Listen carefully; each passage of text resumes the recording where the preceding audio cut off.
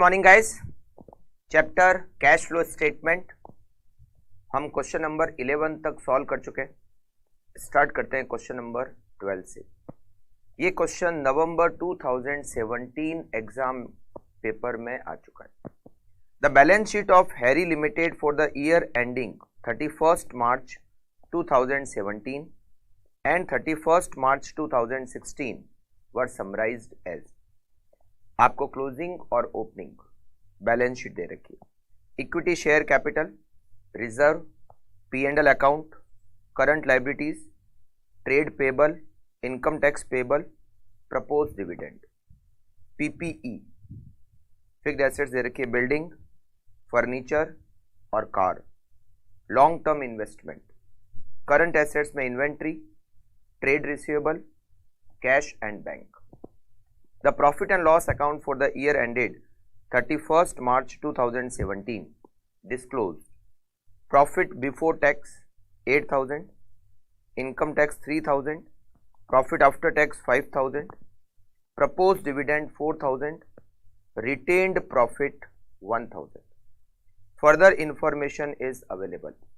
Depreciation on building rupees 1,000, depreciation on furniture and fixtures for the year rupees 2,000, depreciation on car for the year rupees 5,000. One car was disposed during the year for rupees 3,400 whose written down value was rupees 2,000. Purchase investment for rupees 6,000, sold investment for rupees 10,000.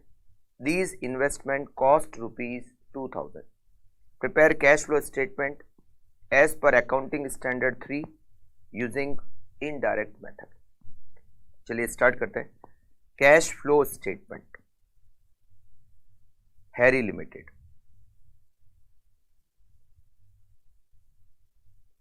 Harry limited cash flow statement.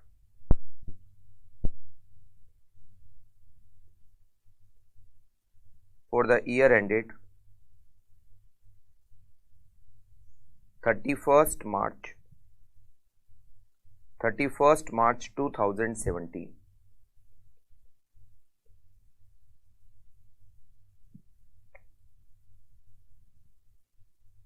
सबसे पहले हम start करेंगे कहां से? Cash flow from operating activity से।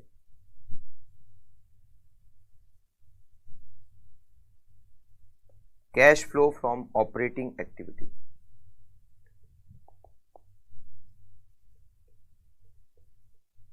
Cash flow from operating activity. और इसमें सबसे पहले हम क्या लिखते हैं?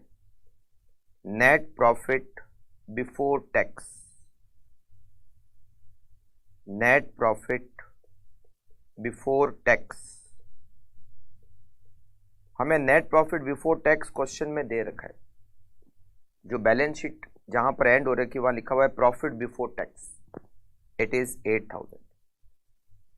इसमें हम ऐड करते हैं डेप्रीसिएशन। डेप्रीसिएशन, अब डेप्रीसिएशन देखो सबका दे रखा है। 3 फिक्स्ड एसेट्स है यहाँ पर, बिल्डिंग, फर्नीचर और कार, तीनों का डेप्रीसिएशन दिया हुआ है। बिल्डिंग का 1,000, फर्नीचर का 2,000 और कार का 5,000। 1,000, 2,000, 5,000, तीनों का डेप्रीसिएशन टोटल 8,000। यहां पर हमने पॉइंट नंबर 3 में दे रखा है एक कार सेल की। कितने में सेल की? 3,400 और उसकी रिटर्न डाउन वैल्यू 2,000। मतलब कार को सेल करने से हमें प्रॉफिट हुआ 1,400 का। इसको हम क्या करेंगे? लेस करेंगे। Profit on sale of car, it is 1,400। फिर पॉइंट नंबर 5, इन्वेस्टमेंट 10,000 में सेल किए, उनकी कॉस्ट 2,000 थी, मतलब उसको सेल करने से भी हमें प्रॉफिट हुआ। कितना profit? 8,000। Profit on sale of investment. Profit on sale of investment, it is 8,000 bracket में।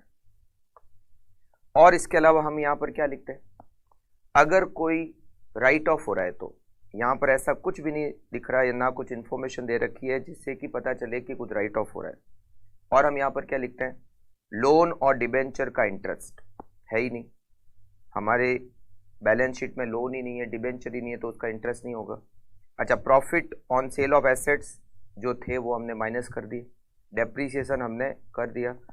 अब इसके अलावा और कुछ भी यहाँ पर नहीं है जो यहाँ पर ऐड होगा, तो यहाँ तक का जो रिजल्ट है हम उसको लिखेंगे cash flow before working capital change, before working capital change. 8000 plus 8000 minus 1400 minus 8000, it is 6600, 6600। फिर हम working capital, current assets, inventory increase हो गई 6000, increase in inventory, increase in inventory, और इसको ब्रैकेट में लिखेंगे 6000। डेटर्स जो ट्रेड रिसीवेबल था ओपनिंग और क्लोजिंग सेम है, मतलब कोई चेंज नहीं हुआ। अगर करंट लायबिलिटी में बात करें तो ट्रेड पेबल इंक्रीज हो गए 3000,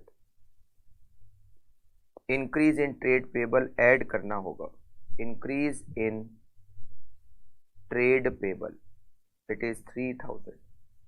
उसके बाद में हमें करंट लायबिलिटी में इनकम टैक्स पेबल यहाँ नहीं लेना है, डिविडेंड का एडजस्टमेंट यहां नहीं करना है।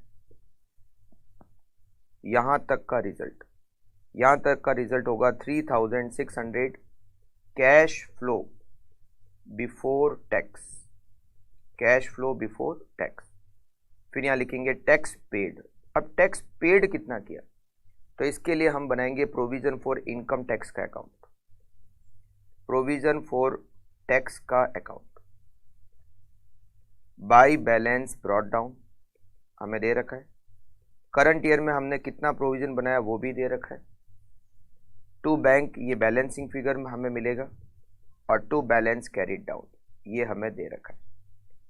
Opening closing provision for tax हमें बैलेंस शीट में दे रखा है, it is 2000 opening 3000 closing, opening 2000 closing 3000। और हमने करंट ईयर में कितना प्रोविजन बनाया, तो बैलेंस शीट के बाद हमें दे रखा है इनकम टैक्स करंट ईयर का कितना 3000 करंट ईयर का इनकम टैक्स। तो हमने पेमेंट कितना किया, बैंक बैलेंसिंग फिगर 2000, तो इनकम टैक्स का पेमेंट किया हमने 2000। तो प्रोविजन फॉर टैक्स अकाउंट बनाने से हमें इनकम टैक्स का पेमेंट बैलेंसिंग फिगर मिल गया, और net 1600, it is net cash generated from operating activities. इसके बाद में cash flow from investing activity, cash flow from investing activities. यहां पर हम फिक्स्ड एसेट्स और इन्वेस्टमेंट को कवर करते हैं, इन्वेस्टमेंट तो हमारे पास है ही नहीं, तो यहां पर फिक्स्ड एसेट्स। सबसे पहले बात करते हैं, अच्छा इन्वेस्टमेंट हमारे पास है। अच्छा बिल्डिंग 20,000 की थी ओपनिंग, और बिल्डिंग पे डेप्रीसिएशन लगा 1000, तो 20,000 माइनस 1000, बिल्डिंग की क्लोजिंग वैल्यू क्या हो गई 19,000, मतलब कुछ परचेज नहीं, कुछ भी सेल नहीं। फर्नीचर और फिक्चर्स ओपनिंग में कितना है 22,000 ओपनिंग में, हमने इसके ऊपर डेप्रीसिएशन चार्ज किया फर्नीचर पर 2000, तो 22,000 पर अगर 2000 का डेप्रीसिएशन चार्ज करेंगे तो क्लोजिंग वैल्यू होनी चाहिए 20,000, जबकि क्लोजिंग वैल्यू कितनी है 34,000, तो बाकी का परचेज किया। 22,000 ओपनिंग, 2000 डेप्रीसिएशन, तो क्लोजिंग वैल्यू होनी चाहिए 20,000, जबकि क्लोजिंग वैल्यू है 34,000, तो 14,000 का हमने फर्नीचर परचेज किया। 14,000 purchase of furniture, purchase of furniture. इसके बाद में कार ओपनिंग में 16,000 थी, फिर हमने एक कार सेल की जो कार सेल की उसको हमने सेल किया 3400 में, तो 3400 सेल ऑफ कार, तो परचेज भी की होगी। कैसे पता चलेगा? ओपनिंग वैल्यू कितनी है कार की? 16,000, 16,000 रुपये ओपनिंग वैल्यू है। हमने इसके ऊपर डेप्रिसिएशन चार्ज किया कार पे 5,000, तो 16,000, 16,000 माइनस 5,000, 11,000। और हमने एक कार जिसकी रिटर्न डाउन वैल्यू 2,000 थी, हमने उसको सेल कर दिया, बेचा 3,400 में, मगर उसकी रिटर्न डाउन वैल्यू क्या थी? 2,000। तो 11,000 में से भी हमने 2,000 की कार सेल कर दी, तो कार की क्लोजिंग वैल्यू आनी चाहिए 9,000, जबकि कार की क्लोजिंग वैल्यू है 25,000। तो बाकी की कार हमने परचेज की, 16,000 की कार हमने परचेज की, 16,000 परचेज ऑफ कार। आप कार का अकाउंट बना के भी ये सारी कैलकुलेशन कर सकते हो। अगर कार का अकाउंट बनाना हो तो कैसे बनेगा? कार अकाउंट, आप फिक्स्ड एसेट्स का अकाउंट भी बना सकते हो। अगर आपको लगता है कि सारी इंफॉर्मेशन आप अकाउंट बना के पता करो, तो कैसे बनेगा कार का account? To balance brought down, car का ओपनिंग बैलेंस है 16,000 बाय बैंक। हमने एक कार सेल की 3400 में, जबकि उसकी WDV 2,000 थी, तो हमें कार को सेल करने से प्रॉफिट हुआ। प्रॉफिट को हम डेबिट साइड में लिखते हैं, टू प्रॉफिट ऑन सेल 1,400। फिर कार पे डेप्रीसिएशन दे रखा है, कार पे डेप्रीसिएशन दे रखा है 5,000 का। फिर कार की क्लोजिंग वैल्यू दे रखी है, कार की क्लोजिंग वैल्यू दे रखी है हमें 25,000, 25,000। तो यहां पर आएगा to bank balancing figure 3,400 plus 5,000 plus 25,000, total 33,400 minus 16,000 minus 1,400। Balancing figure car purchase की 16,000 और हमने यहाँ लिखा 16,000। मतलब आप वर्किंग नोट बनाकर अकाउंट बनाकर भी कर सकते हो, और आप डायरेक्टली, आपको लगता है इंफॉर्मेशन आ सकती है परचेज सेल की, तो आप डायरेक्टली भी लिख सकते हो। इसके बाद में परचेज ऑफ इन्वेस्टमेंट, हमने इन्वेस्टमेंट परचेज किए और हमने इन्वेस्टमेंट सेल भी किए, सेल ऑफ इन्वेस्टमेंट। इन्वेस्टमेंट हमने सेल किए 10,000 रुपीज में सेल किए, जबकि वो थे 2,000 रुपीज के, बेचे कितने में? 10,000। तो यहां पर हम लिखेंगे 10,000 सेल ऑफ इन्वेस्टमेंट। अब परचेज भी किए होंगे, कैसे? ओपनिंग में इन्वेस्टमेंट कितने के थे? ओपनिंग में इन्वेस्टमेंट थे 28,000, इसमें से हमने 2,000 के इन्वेस्टमेंट सेल कर दिए, तो 28 में से अगर 2 माइनस करेंगे तो 26 के होने चाहिए, जबकि क्लोजिंग में 32, तो हमने 6,000 के इन्वेस्टमेंट परचेज किए, और ये नेट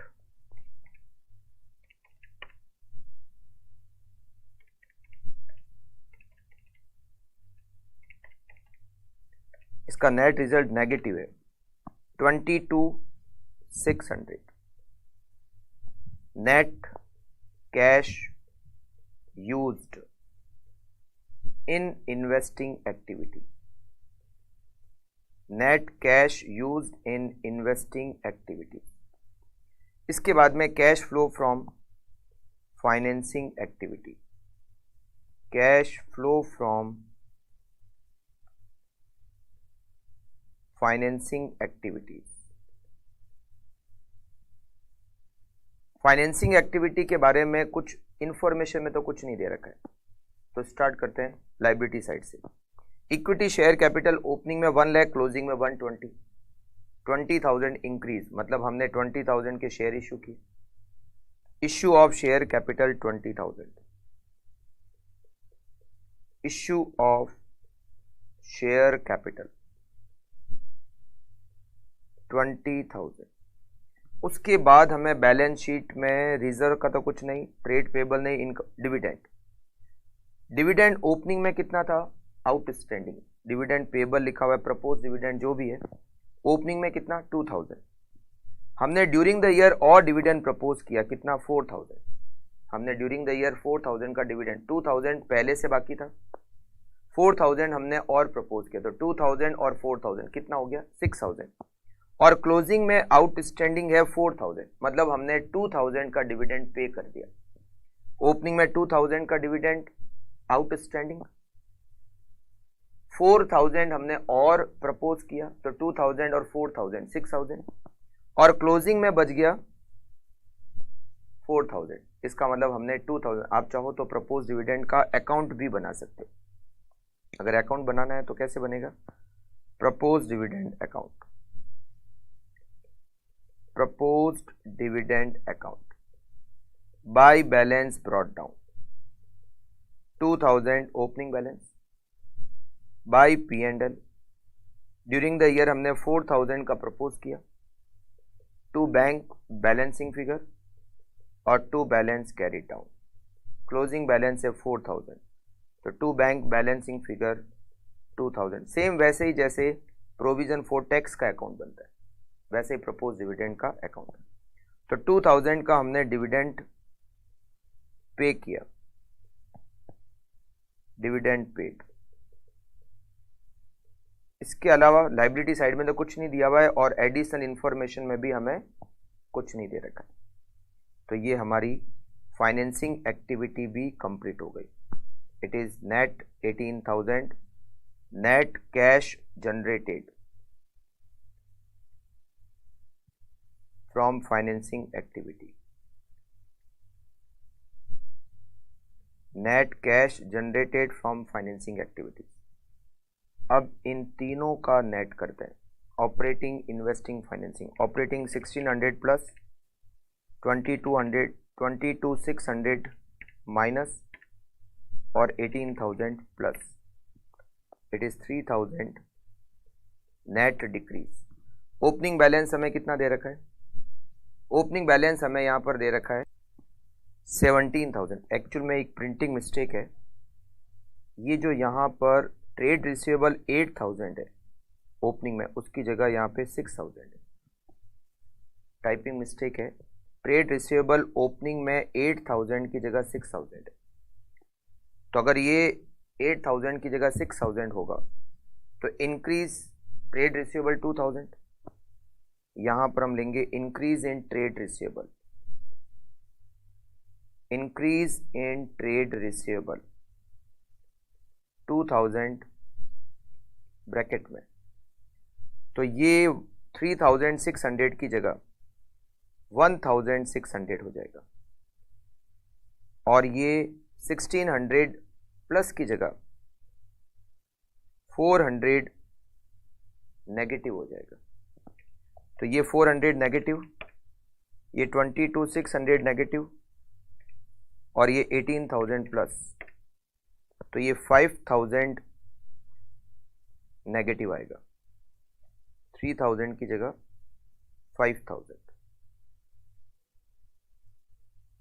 ठीक है, तो ये हो गया net cash, net cash, net increase in cash and cash equivalent, net increase in cash and cash equivalent. फिर opening balance of cash and cash equivalent. Opening balance हमें कैश और कैश इक्विवेलेंट का दे रखा है 17,000, तो closing balance 12,000, closing balance of cash and cash equivalent. और ये हमारा कैश फ्लो स्टेटमेंट कंप्लीट हो गया। आप इसको कंप्लीट कर लीजिए।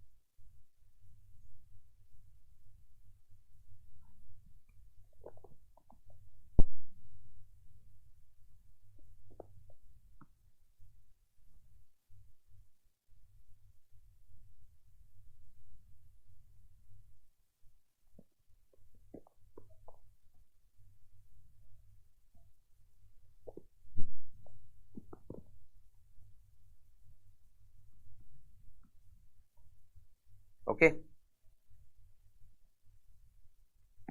Now next question number 13. From the following balance sheet of Grow More Limited, prepare cash flow statement for the year ended 31st March 2001 और 2000, क्लोजिंग और ओपनिंग बैलेंस शीट दे रखी है।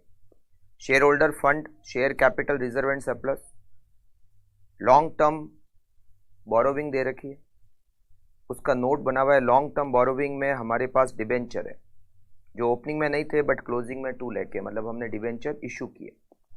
उसके बाद करंट लायबिलिटी में trade payable, other current liability opening में तो है बट क्लोजिंग में नहीं है। अदर करंट लायबिलिटी में क्या दे रखा है? डिविडेंड पेबल, ओपनिंग में तो है बट क्लोजिंग में 0, मतलब हमने पे कर दिया। फिर उसके बाद अच्छा reserve and surplus, reserve and surplus का अगर देखें तो एक तो रेवेन्यू रिजर्व का मतलब वही जनरल रिजर्व और P&L, ठीक है। उसके बाद में हमें शॉर्ट टर्म प्रोविजन में प्रोविजन फॉर टैक्स दे रखा है। Property plant equipment, non current investment, ये जो पॉइंट है ये प्रॉपर्टी प्लांट और इक्विपमेंट का है, नोट 4 का है। प्रॉपर्टी प्लांट और इक्विपमेंट में क्या क्या हमारे पास? प्लांट एंड मशीनरी और लैंड एंड बिल्डिंग, ठीक है। उसके बाद इन्वेंट्री, ट्रेड रिसीवेबल और कैश एंड कैश इक्विवेलेंट, ये। फिर नोट्स टू अकाउंट्स, फिर दे रखा है depreciation at the rate 25% was charged on the opening value of plant and machinery. At the end year one old machine costing ₹50,000, WDV 20,000 was sold for ₹35,000. Purchase was also made at the year end. फिर दे रखा है ₹50,000 was paid towards income tax during the year. Construction of building got completed on 31st March 2001 and hence no depreciation may be charged on the same. Prepare cash flow statement. चलिए cash flow statement बनाते हैं grow more limited का। Grow more limited, grow more limited cash flow statement for the year ended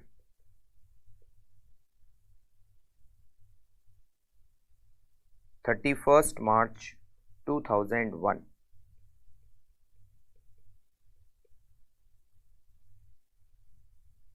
ये question अच्छा question है क्योंकि इसमें हमें नेट प्रॉफिट नहीं दिया हुआ। अभी तक हमने जितने भी क्वेश्चन किए उसमें हमें पहले से नेट प्रॉफिट क्वेश्चन में दे रखा था। इस क्वेश्चन में हमें नेट प्रॉफिट नहीं दे रखा, तो नेट प्रॉफिट कैसे आएगा समझना। नेट प्रॉफिट कैलकुलेट करने के लिए हमें एक अकाउंट बनाना पड़ेगा, P&L एप्रोप्रिएशन अकाउंट, वहां से नेट प्रॉफिट आएगा।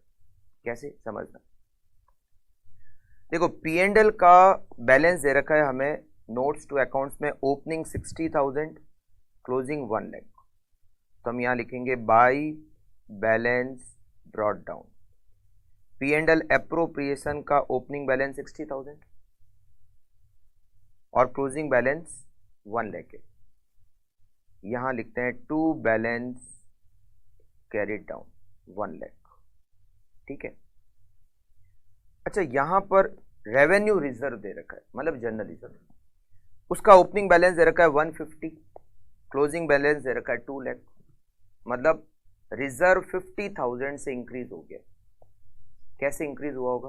मतलब हमने प्रॉफिट में से कुछ पोर्शन रिजर्व में ट्रांसफर किया, तो 50,000 हमने रिजर्व में ट्रांसफर किया, तो P&L एप्रोप्रिएशन में आएगा to transfer to reserve, to transfer to reserve.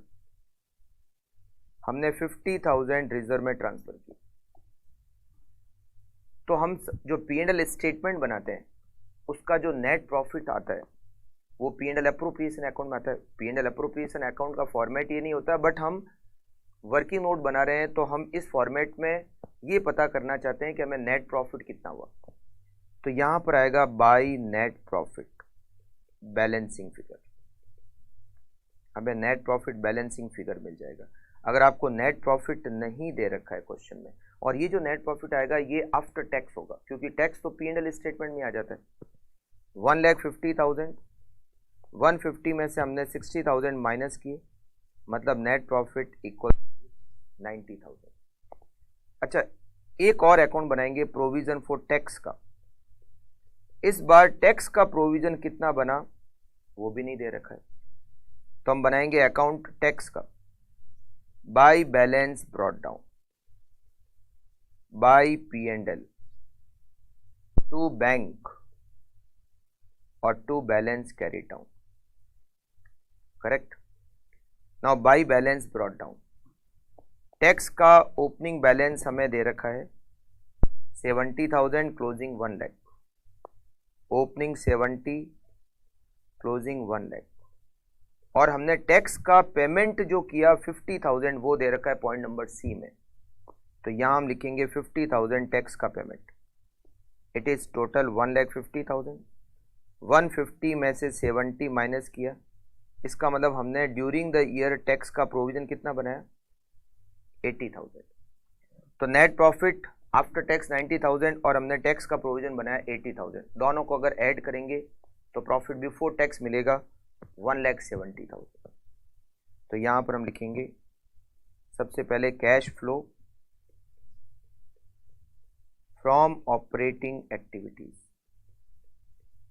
Cash flow from operating activities, net profit before tax 1,70,000,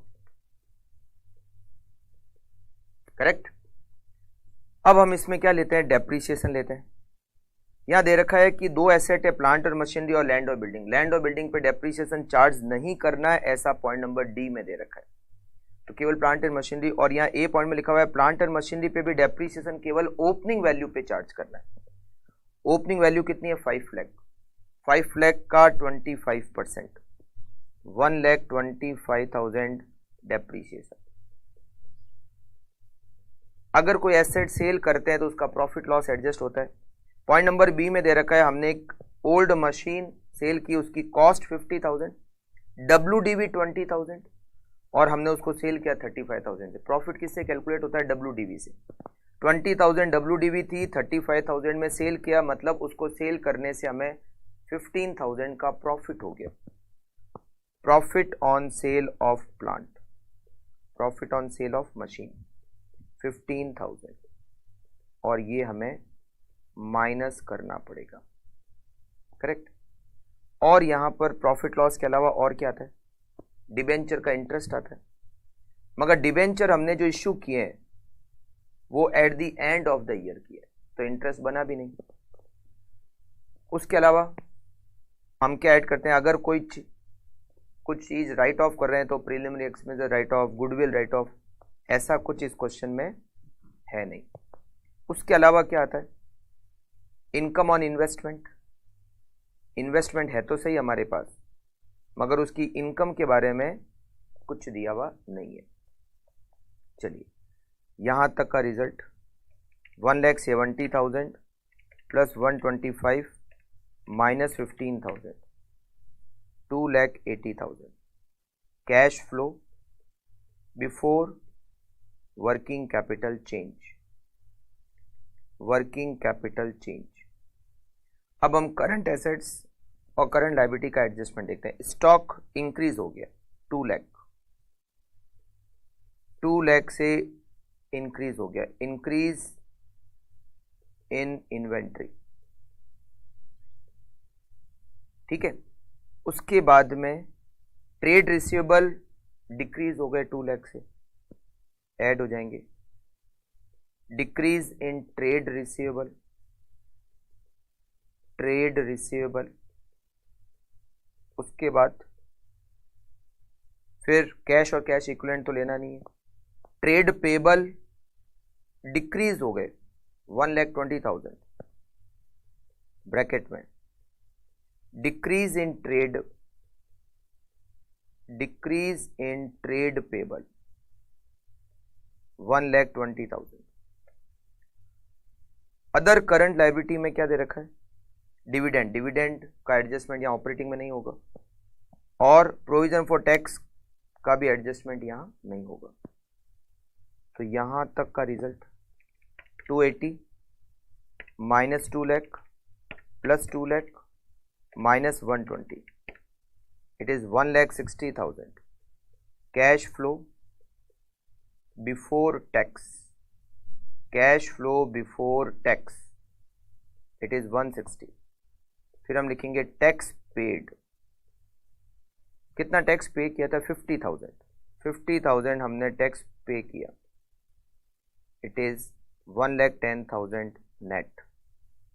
net cash generated from operating activities। उसके बाद cash flow from investing activities. इसके अंदर हम fixed assets और investment को cover करते हैं। सबसे पहले यहां पर फिक्स्ड एसेट्स लेते हैं। Plant and machinery, plant and machinery, एक प्लांट एंड मशीनरी तो हमने सेल की, कितने में सेल की? 35,000 में सेल ऑफ मशीनरी, 35,000। कुछ परचेज भी की होगी, या तो अकाउंट बनाओ या डायरेक्टली कैलकुलेट कर लो।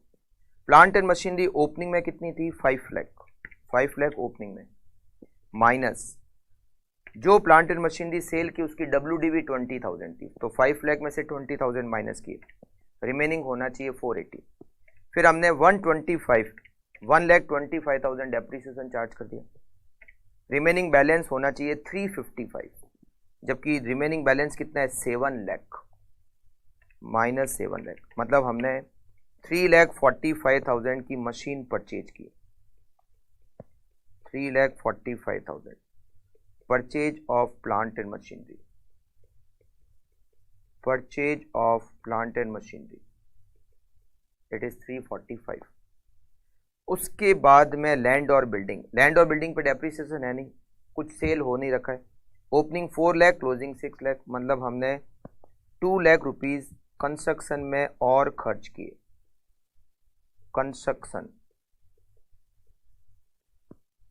Construction in land and building, okay.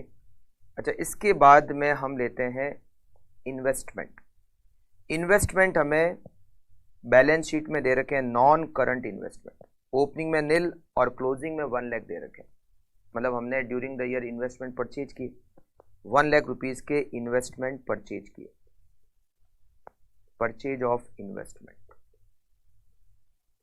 Purchase of investment 1 lakh rupees negative, net 35,000 minus 345 minus 2 lakh minus 1 lakh, it is 6,10,000 negative.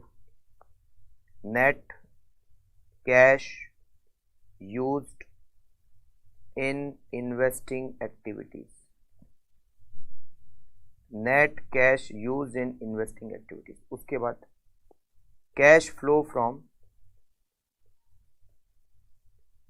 Financing activities,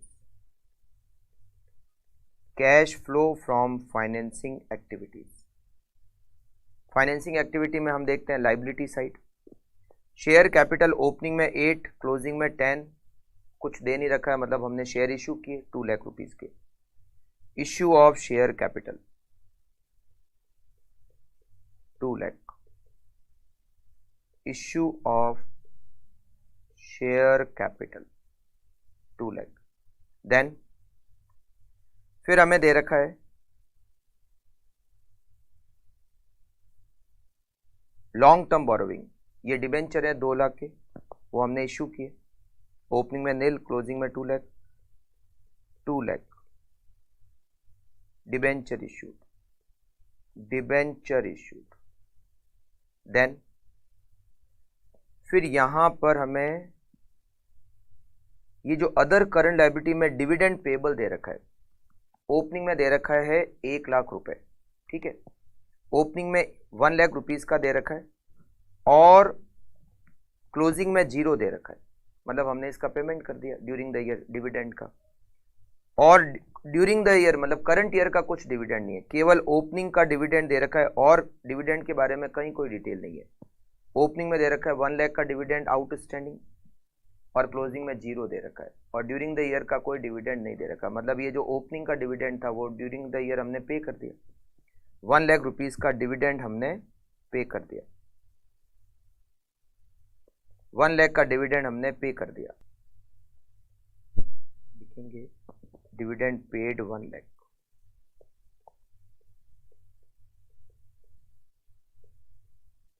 correct. और इन सब का net result 3 lakh net cash generated from financing activity. अब इन तीनों का net करते हैं, 110 plus 1,10,000 plus 6,10,000 minus और 3 lakh plus 2 lakh decrease, net decrease in cash and cash equivalent. फिर लिखेंगे opening balance of cash and cash equivalent, तो closing balance of cash and cash equivalent. Opening balance cash और कैश इक्विवेलेंट का, cash और cash equivalent का opening balance है 2 lakh, closing में निल। Opening balance है 2 लाख, ओपनिंग बैलेंस है 2 लाख, क्लोजिंग बैलेंस हो गया निल। तो ये हमारा कंप्लीट हो गया क्वेश्चन नंबर 13।